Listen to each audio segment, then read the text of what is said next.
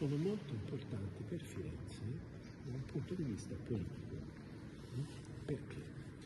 Perché c'è il passaggio dalla Repubblica al Ducato.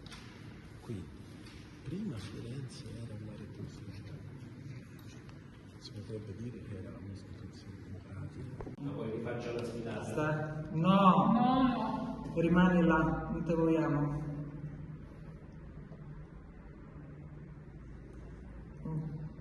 Io, arrivo a no, basta. Tieni lì la manina.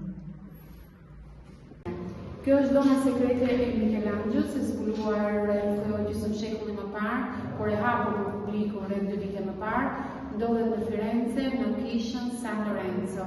Këtu Mikelangjë qëndronte i fshehur për shumë kohë dhe pikturonte skicet e skulpturave që më pas i janë pozicionuar këtu në pjesën e sipërme të kësaj kishe. Është një vend unik, dhoma sekrete e Mikelangjës.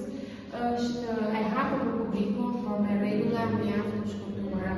Të gjitha pikturat janë realizuar me apo skicet realizuar me karbon dhe janë ruajtur në mënyrë perfekte pikërisht faktit se të gjithë këto mure kanë qenë pikturuar me një bojë speciale pasi nuk e kanë kuptuar rëndësinë që kishin këto piktura.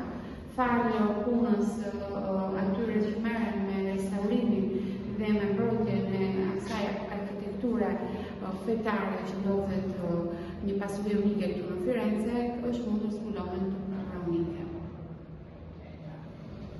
Che risponde all'ordine dell'imperatore del Papa Francesco, perché Fiorentini avevano cacciato nel 1527 i medici dalla città, era la terza volta. Quando arriva Carlo V? No,